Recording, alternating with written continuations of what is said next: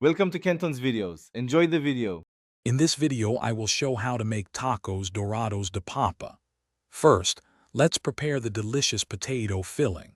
You'll want to boil about 2 pounds of russet potatoes until they are incredibly tender. Once cooked, mash them thoroughly with a touch of butter and your favorite seasonings.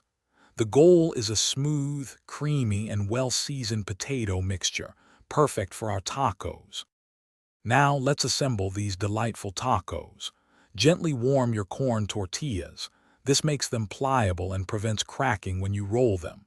Take about 2 tablespoons of your prepared potato filling and spread it evenly down the center of each tortilla.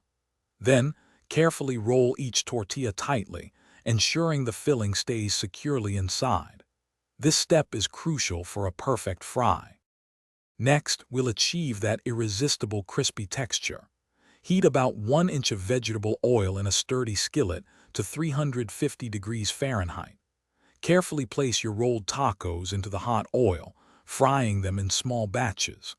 Cook until they are beautifully golden brown and wonderfully crispy on all sides.